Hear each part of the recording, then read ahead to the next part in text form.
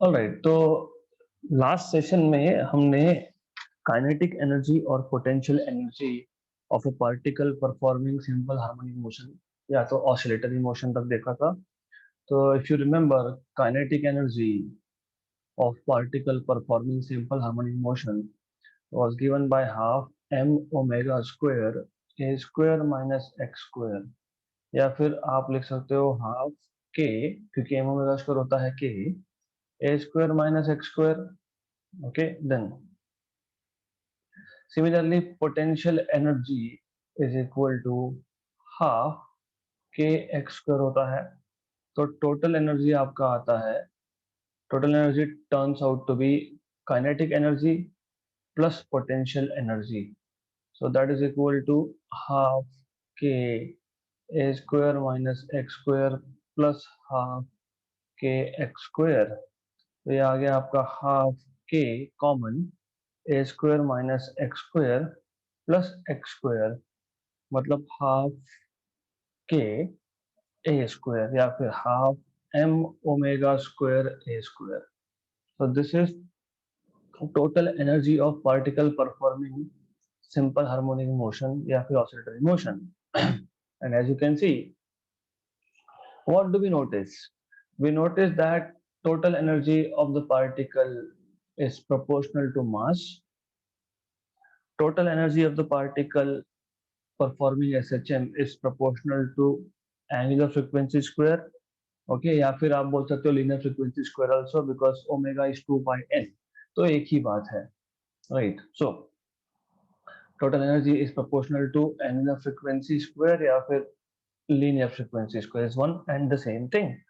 Then also what we see is total energy of the particle performing SHM is proportional to amplitude square. तो amplitude के square को proportional है. By the way, it is independent of displacement. इसमें displacement हमको कहीं दिख नहीं रहा है, मतलब particle exactly कहाँ पे है उस पर depend ही नहीं करता है. So the particle can be anywhere during its motion. It can be anywhere. It can be at the mean position. It can be at the extreme position. Total energy is going to be constant. Total energy जो है वो constant रहने वाला है, right? तो total energy constant रहने वाला है तो हमको प्रूव करना पड़ेगा. So let us prove. So at mean position,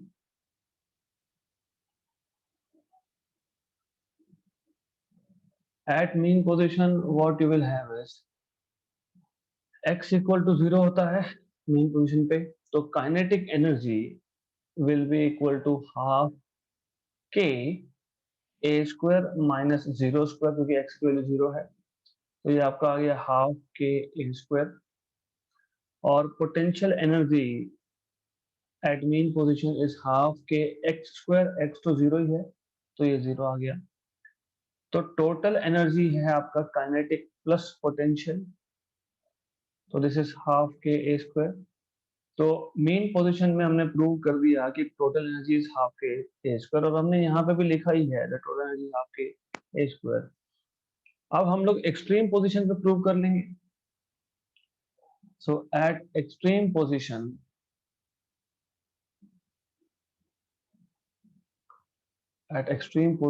we will have, मतलब x equal to plus minus a पे काइनेटिक एनर्जी एट एक्सट्रीम वो जीरो ही होगा, क्योंकि हमको पता है kinetic energy half v mv square होता है, और velocity at extreme position is zero.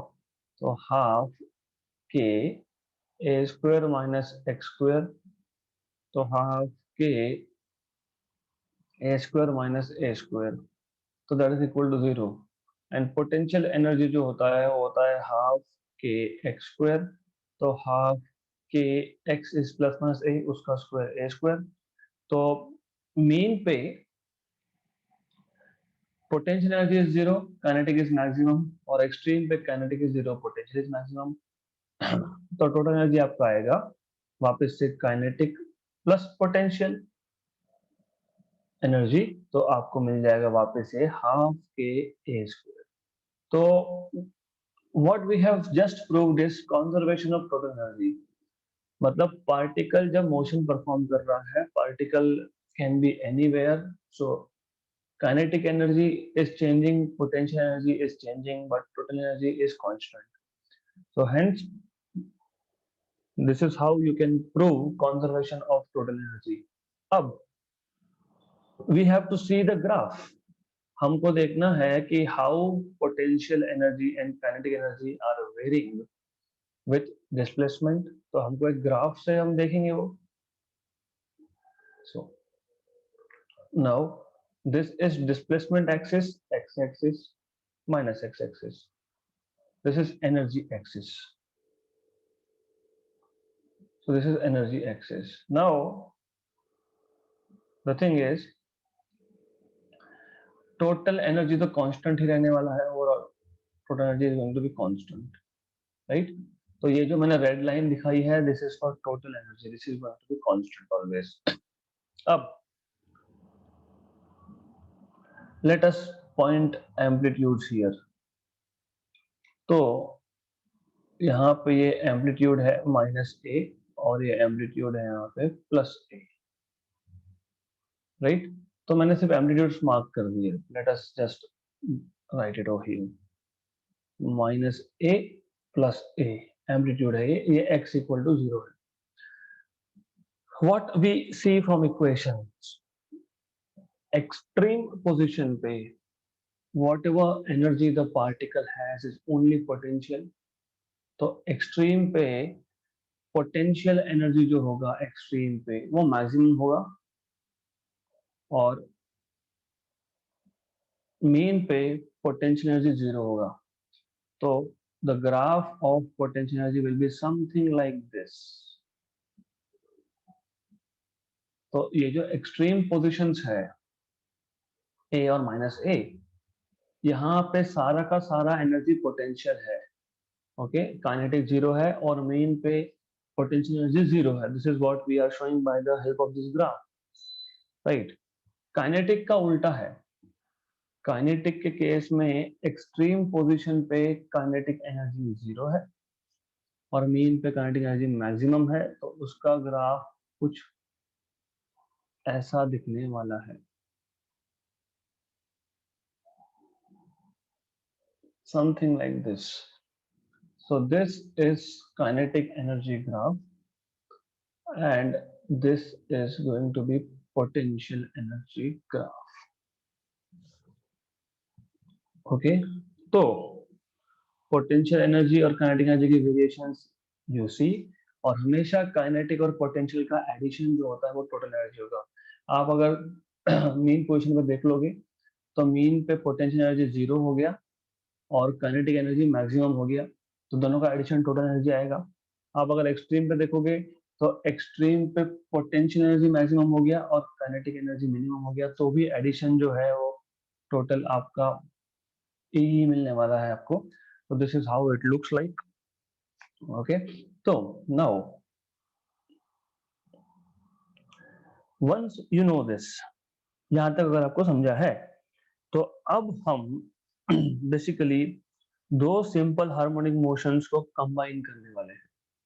तो हमारे पास दो ऑसिलेटर है, हमारे पास दो पार्टिकल है which are performing simple harmonic oscillation, simple harmonic motion along same straight line with same period, right? Amplitude अलग अलग हो सकता है, दोनों का स्टार्टिंग पॉइंट अलग अलग हो सकता है, तो उनको हम कंबाइन करके एज अ सिंगल ट्रीट करने वाले हैं. Okay, so we are going to combine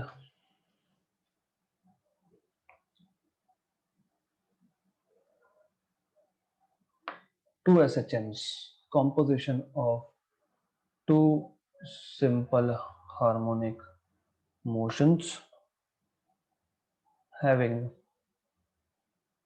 same period and along same path. Okay, तो हमारे पास दो सिंपल हार्मोनिक मोशन है जिनका पीरियड भी सेम है और पाथ भी सेम है. एम्पलीट्यूड सेम मैं नहीं बोल रहा हूँ और हम ये भी नहीं बोल रहे हैं कि दोनों पार्टिकल ने सेम पॉइंट से स्टार्ट किया होगा. तो लेट अस से ये पहले पार्टिकल का मान सकते हो कि पाथ है और ये दूसरे पार्टिकल का पाथ है। तो as you can see the paths are same, सिर्फ मैंने कलर अलग अलग इसीलिए यूज किए हैं so that amplitudes are different, ऐसा बताने के लिए। तो आई कैन से कि एम्पलीट्यूड्स आर डिफरेंट, तो एक पार्टिकल जो है उसका एम्पलीट्यूड अलग है और दूसरे का एम्पलीट्यूड अलग है। तो just to show this I have drawn two different colours here. तो you have something like this, okay, particle number 2 and particle number 1.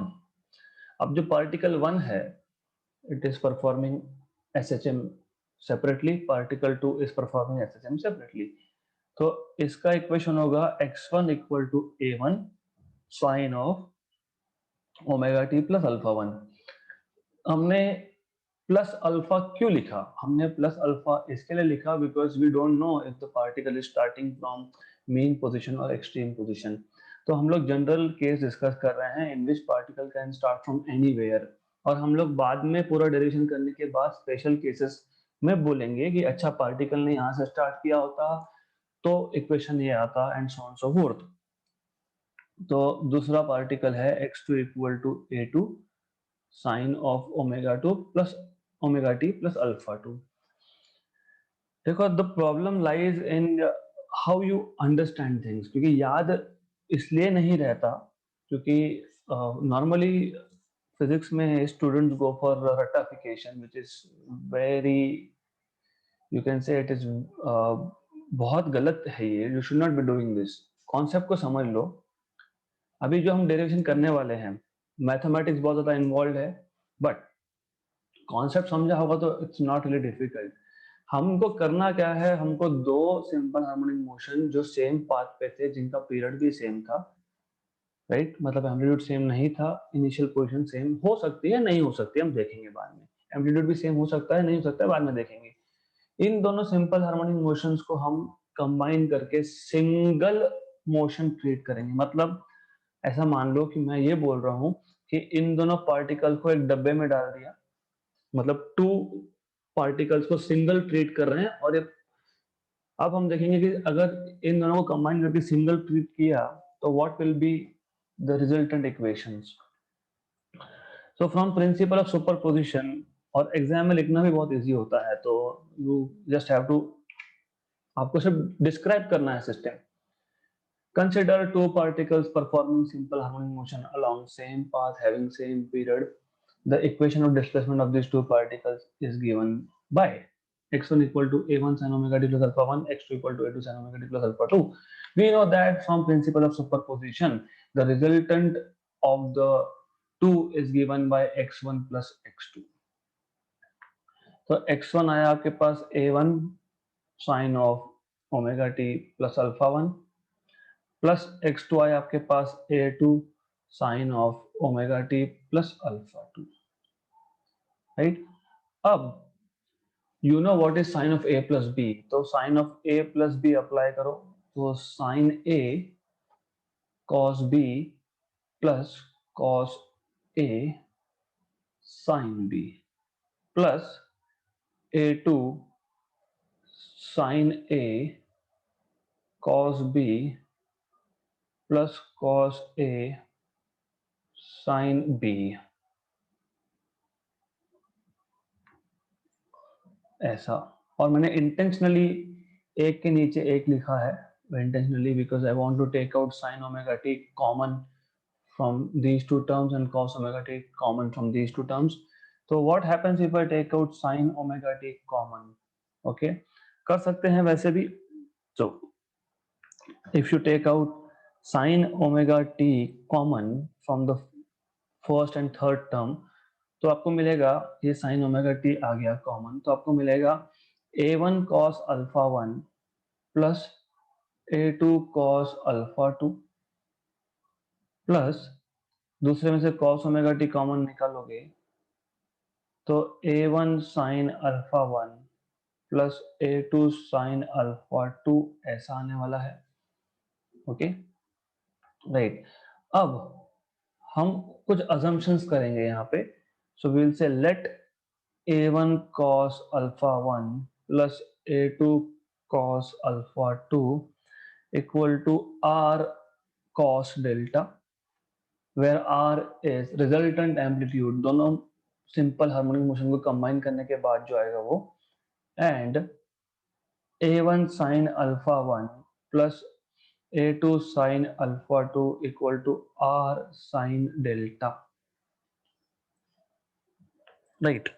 तो ये आ गया आपके पास रिजल्टेंट, है ना, मतलब assumptions है that let we'll put a1 cos alpha 1 plus a2 cos alpha 2 as r cos delta, तो आपको मिलेगा sin omega t r cos delta plus cos omega t r sin delta।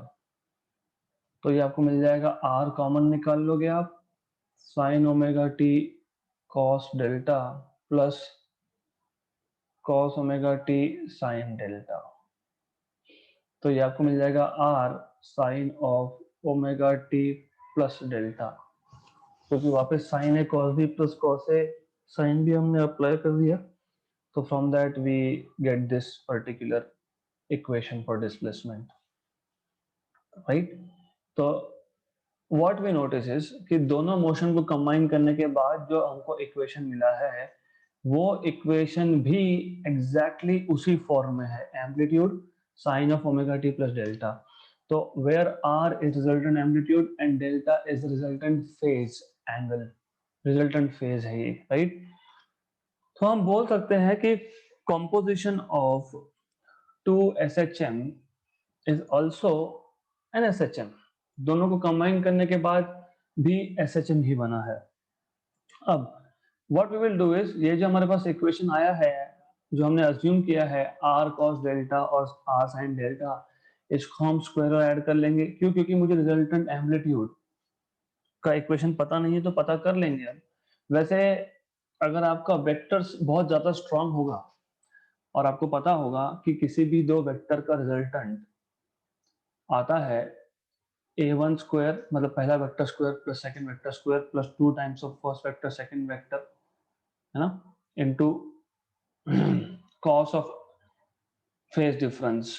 तो इफ यू नो दिस, अगर आपको ये particular vector का basics पता है तो you don't have to derive, और ठीक है अगर नहीं पता तो डिराइव कर लेंगे। एंड बाय द वे मैंने ये सिर्फ a1 a2 जो यूज किया है यहाँ पे मैंने, it is just because we are using two different SHMs, okay. तो हियर a, ये जो a मैं लिख रहा हूँ ये एम्पलीट्यूड है, do not confuse this with acceleration. Confuse अगर होता होगा तो I will have to change. तो यहाँ पे जो मैंने a लिखा है, this is not acceleration at all, this is amplitude. Do not get confused with acceleration and amplitude. यहाँ पे हम acceleration की बात ही नहीं करने वाले composition में। So while talking about composition of two SHM, we don't talk about acceleration. हम acceleration की बात ही नहीं करते हैं। तो just not to have any confusion, मैं क्लियर कर रहा हूँ ये सब, और मैं वहाँ पे कैपिटल A लिखने वाला हूँ, क्योंकि एम्पलीट्यूड और एक्सेलरेशन में नॉर्मली कंफ्यूजन हो जाता है। तो a1 a2 a1 a2 again a1 here a2 here a1 and a2 and a1 and a2 and we are done. Good, okay. तो अब हमारा टास्क क्या था? हमारा टास्क ये है कि जो कंबाइन करने के बाद जो रिजल्टेंट एम्पलीट्यूड आ रहा है उसका इक्वेशन चाहिए। तो हम इन दोनों इक्वेशंस को स्क्वायर एंड ऐड कर लेंगे। तो हम r square sine square delta plus r square cos square delta equal to ऐसा लिखेंगे, a1 sine alpha 1 plus a2 sine alpha 2 का square plus a1 cos alpha 1 plus a2 cos alpha 2 का square. ये derivation आपके new text books में नहीं दिया है, डायरेक्टली दे दिया है कि रिजल्टेंट एम्पलीट्यूड ऐसा आएगा। आप ऐसे लिख सकते हो, कोई इशू नहीं है, but I would want you to do such basic things, simple है। तो जब आप इसको एक्सपैंड करोगे तो आपको मिलेगा a1 square sine square alpha 1 plus 2a1 a2 sine alpha 1, और सेकेंड टर्म में क्या था वहां पे, ठीक है, sign alpha 2 plus a2 square sine square alpha 2 plus a1 square cos square alpha 1 plus 2a1 a2 cos alpha 1 cos alpha 2 plus a2 square cos square alpha 2। तो now a1 square sine square alpha 1, a1 square cos square alpha 1, इन दोनों में से a1 square common निकाल लेंगे। तो a1 square common निकाल लिया, हमारे पास बचा sign square alpha 1 plus cos square alpha 1। Okay, so you will have again इस टर्म में से और इस टर्म में से आप 2a1 a2 कॉमन निकालोगे, तो 2a1 a2 कॉमन निकालोगे, आपके पास बचेगा sine alpha 1 sine alpha 2 plus cos alpha 1 cos alpha 2 plus a2 square, और आपके पास आएगा यहाँ पे sine square alpha 2 plus cos square alpha 2। तो आपको मिलने वाला है यहाँ पे a1 square sine square alpha 1 plus cos square alpha 1 is 1 plus 2a1 a2 sine a cos b plus cos a sine b, cos of A minus b आता है ये, तो ये आ जाएगा आपका cos of alpha 1 minus alpha 2 plus a2 square. तो ये आपको मिल गया r square equal to a1 square plus a2 square plus 2a1 a2 cos of alpha 1 minus alpha 2। तो रूट लोगे तो you will get this particular thing, ऐसा मिल जाएगा आपको। ऑलराइट, तो मैंने पहले ही बताया था अगर आपके वेक्टर स्ट्रांग हो तो डायरेक्टली यहीं पे आ जाते हैं हम लोग, है ना। तो ठीक है, यू कैन डिराइव ऑल्सो। तो हमको रिजल्टेंट एम्पलीट्यूड मिल गया। तो सो फार हमने क्या किया, हमने दो सिंपल हार्मोनिक मोशन को कंबाइन करके सिग्नल लिखने की कोशिश की है और जस्ट मैथमेटिक्स किया है हमने सारा, and then you have resultant amplitude का फॉर्मूला। हमको सिर्फ एम्पलीट्यूड नहीं, हमको रिजल्टेंट फेज भी लगता है। मतलब वो मैंने जैसे बताया आपको कि दो पार्टिकल्स जो है वो अलग अलग पोजीशन से स्टार्ट कर सकते हैं। एक पार्टिकल मीन से स्टार्ट कर रहा है, दूसरा एक्सट्रीम से स्टार्ट कर रहा है, दोनों सेम एक्सट्रीम से स्टार्ट कर रहे हैं, दोनों अपोजिट एक्सट्रीम से स्टार्ट कर रहे हैं, वो हो सकता है सब। तो लेकिन जब हम मोशन को कंबाइंड फॉर्म में देखते हैं तो उस केस में what is resultant phase angle. तो इसके लिए हमको ये जो दो इक्वेशंस थे आर कॉस और आर साइन, इसको डिवाइड करना पड़ेगा। तो जब मैं इसको डिवाइड करता हूँ तो r sine delta upon r cos delta जब हम लोग करेंगे तो you will have of course r sine delta क्या था, a1 sine alpha 1 plus a2 sine alpha 2। तो a1 sine alpha 1 plus a2 sine alpha 2 upon ये आएगा आपका a1 cos alpha 1 plus a2 cos alpha 2।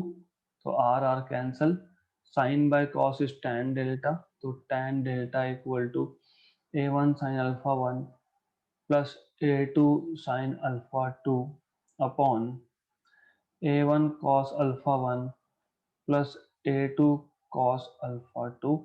तो डेल्टा आपका आएगा tan inverse of a1 sin alpha 1 plus a2 sin alpha 2 upon a1 cos alpha 1 plus a2 cos alpha 2। ये आ गया आपका रिजल्टेंट फेज एंगल। वैसे रिजल्टेंट फेज एंगल पे ज्यादा हमको मतलब it's not really very important, तो रिजल्टेंट फेज एंगल का इक्वेशन नहीं भी आ रहा तो दैट इज फाइन। अब important thing, we need to discuss special cases. Special cases क्या है, तो स्पेशल केसेस में सबसे पहले यू नीड टू अंडरस्टैंड जो हमने मोशन लिया है वो आपको समझना जरूरी है ना। तो what I will do is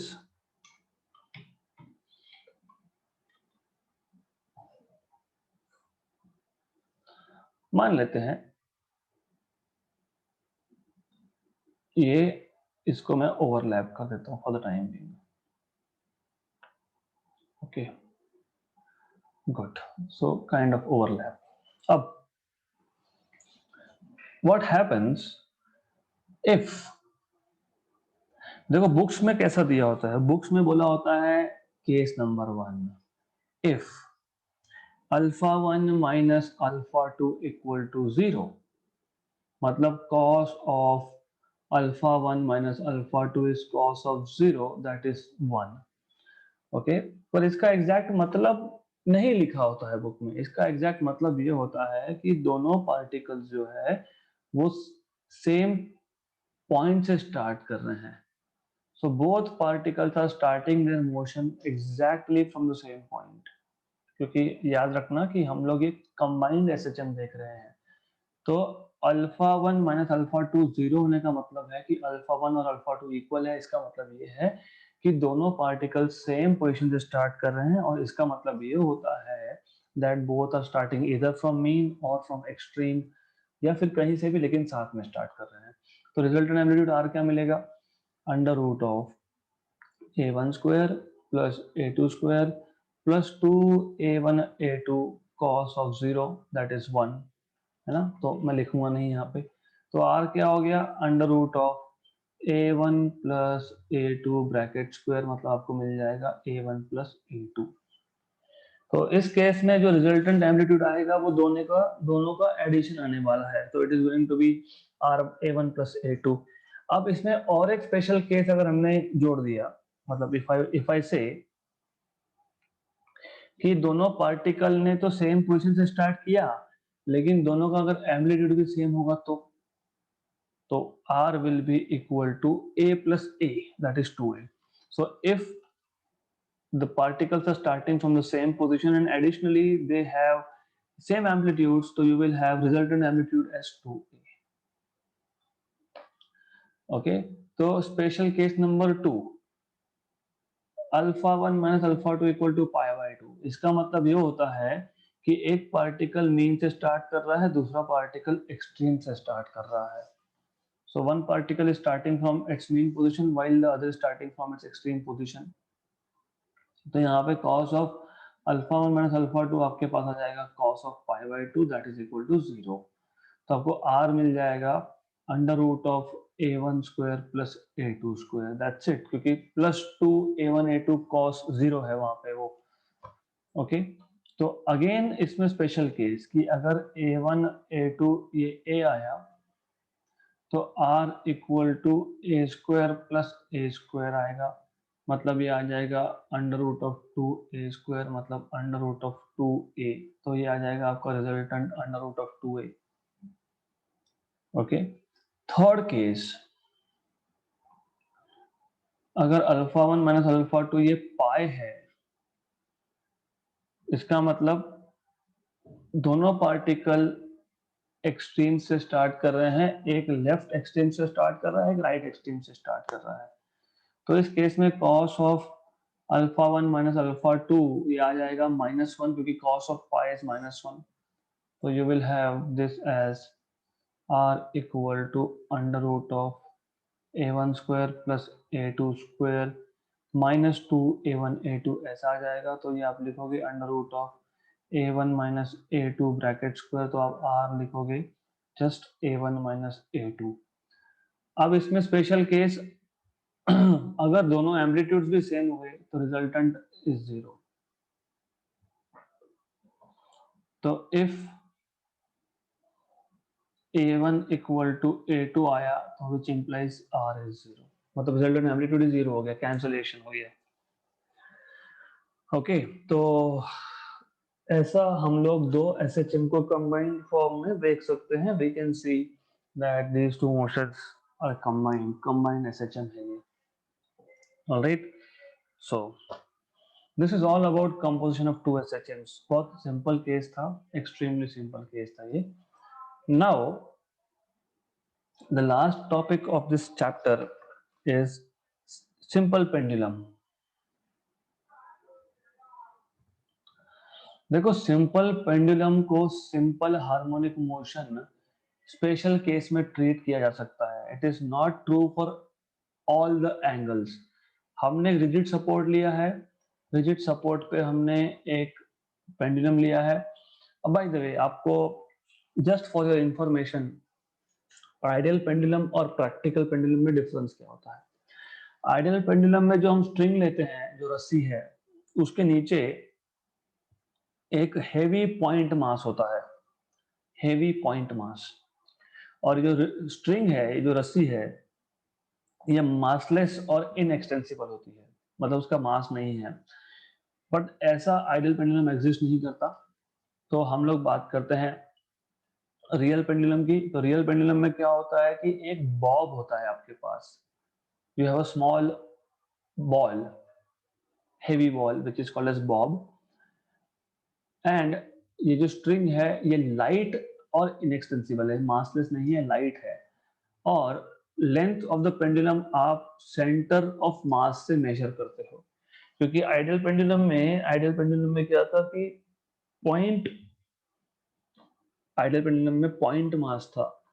तो पॉइंट मास के लिए डिस्टेंस मेजर करने का कोई क्वेश्चन ही नहीं है, पॉइंट है, पॉइंट से डिस्टेंस मेजर होता है। लेकिन जब आप बॉब लगाते हो तो बॉब के केस में what happens is that you have to measure distance from somewhere, या तो सर्कमफेरेंस से, मतलब पेरीमीटर से, या तो सेंटर से।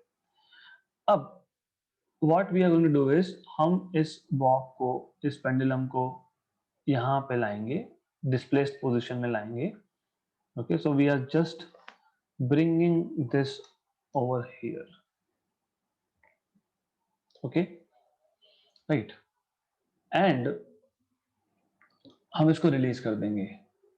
सो जैसे रिलीज किया, so this bob will start performing oscillatory motion, to and fro motion. Okay, right, now the idea is, let me complete the diagram first. मैं इंटेंशनली ऐसा ड्रॉ कर रहा हूं, इसको समझेगा क्यों। The idea is that this angle over here is theta, ये angle theta है। और let me draw this here. Now ये थीटा जो एंगल है, ये स्ट्रिक्टली 10 डिग्री से कम होगा तो ही हम लोग ऑसिलेटरी मोशन को सिंपल हार्मोनिक मोशन बोल सकते हैं। ऐसा नहीं हो सकता कि आप इसको यहां लाओगे और फिर रिलीज करोगे, तो it will become part of a circle. Okay, तो ये एंगल स्मॉल ही होना चाहिए, it has to be small angle. ये x डिस्टेंस ले लिया, ये l लेंथ ले लिया। एट एनी इंस्टेंट, मान लेते हैं जब बॉब ए पोजीशन पे था, तो उस बॉब पे फोर्स कौन कौन सा एक्ट हो रहा है। एक है mg, that is vertically downwards. तो एक फोर्स हमारे पास है mg which is vertically downwards, यहाँ पे। ओके, तो this force here is mg, और ये जो है ये tension T in the string है, और ये एंगल थीटा है, तो ये भी एंगल थीटा है, करस्पॉन्डिंग एंगल थ्योरम। और ये है mg cos थीटा, और ये है mg sin थीटा। ओके, तो what do we see is कि जो mg sin थीटा है वो रिस्टोरिंग फोर्स प्रोवाइड कर रहा है। What is restoring force? The force which tries to take back the bob to its original position. तो जो फोर्स बॉब को अपनी जगह पे वापस ले जाने की कोशिश करता है उसको बोलते हैं रिस्टोरिंग फोर्स। तो रिस्टोरिंग फोर्स कौन प्रोवाइड कर रहा है? mg sin theta with a negative sign.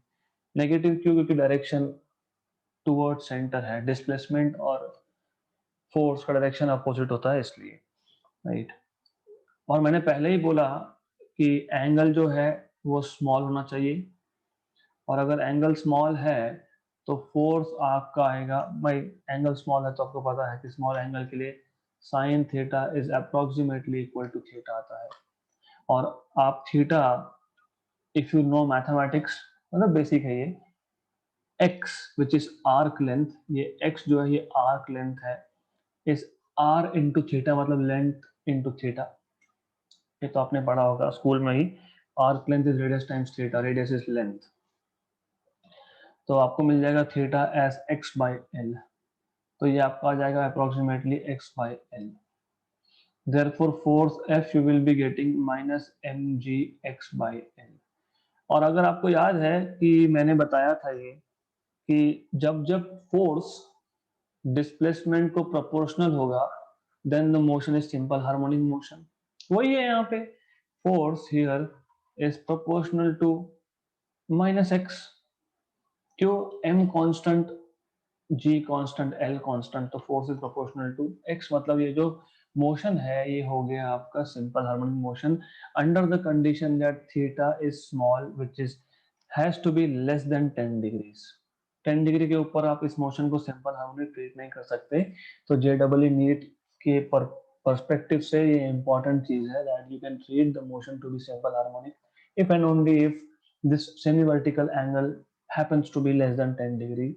okay, तो नाउ ऑफ कोर्स हमको टाइम पीरियड चाहिए तो time period 2 pi by omega होता है, तो पहले ओमेगा निकाल लेंगे।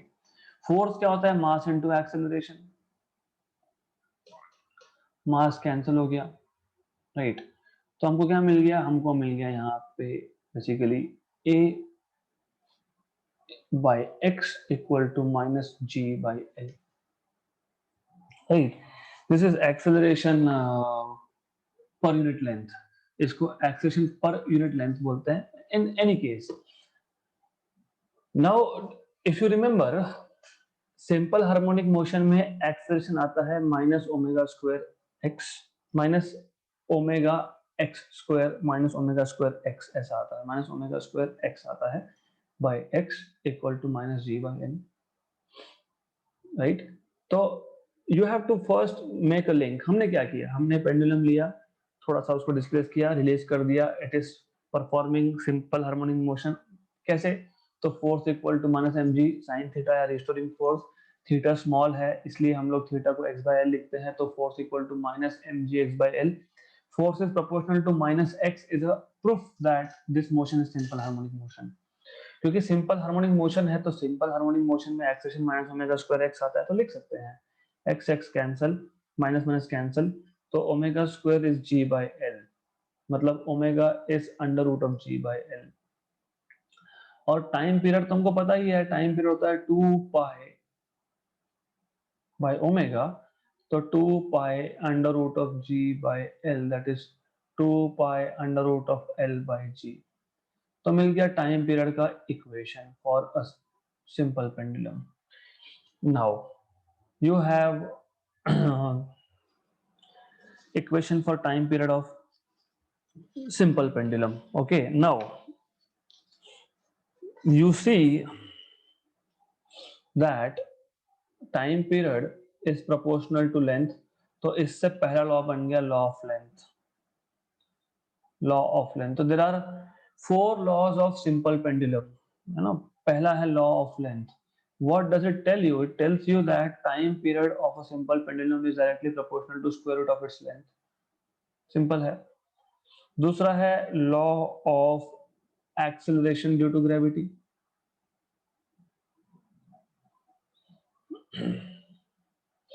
तो law of acceleration due to gravity tells you what, it tells you that time period of simple pendulum is inversely proportional to square root of acceleration due to gravity। तीसरा है आपका लॉ ऑफ मास, मतलब time period of simple pendulum is independent of mass, mass पे depend ही नहीं करता ये। चौथा है लॉ ऑफ आइसोक्रोनस, आइसोक्रोनस मतलब time period does not depend on amplitude, है ना। तो हमारे पास टाइम पीरियड के इक्वेशन से हमने 4 लॉज बना लिए। Law of length which tells you time period of simple pendulum is directly proportional to under root of length. दूसरा law of acceleration due to gravity which tells you time period is inversely proportional to 1 upon root of g. तीसरा law of mass which tells you that time period is independent of mass। चौथा law of isochronous which means time period of simple pendulum is independent of amplitude। Last thing that you need to know is seconds pendulum। Seconds pendulum ये वो pendulum होता है जिसका time period 2 second होता है, 1 second नहीं 2 second. क्यों? क्योंकि इसलिए यहां से यहां पे जाने के लिए 1 सेकंड और वापस आने के लिए 1 सेकंड। तो seconds pendulum is a pendulum whose time period is 2 second. तो मैं ये इक्वेशन लूंगा t equal to 2 pi root of l by g. तो t equal to 2 pi under root of l by g, और इस t में हम लोग t की वैल्यू 2 डाल देंगे, तो 2 equal to 2 pi root of l by g, 2 to cancel, 1 equal to pi under root of L by G, squaring on both sides, तो 1 equal to pi square L by G। तो आपको यहाँ से मिल जाएगा basically रफली रफली, अगर आपको पता होगा, अप्रोक्सीमेटली बात कर रहा हूँ मैं, तो आपको लेंथ तो मिल ही गया, length is G by pi square, लेकिन G और pi square रफली रफली सेम होता है, तो L की वैल्यू रफली रफली बनाती है। एनीवेज, तो simple sorry, seconds pendulum is a pendulum whose time period is 2 seconds and its length is g by pi square। ये क्वेश्चंस CET में आते हैं, ऐसे टाइप के questions, right? So they may not be asked in JEE NEET, but they are asked in CET type of exams। Okay, so we are done with revision of oscillatory motion, right? Good. So we are good with this thing, and we'll continue with next chapter tomorrow.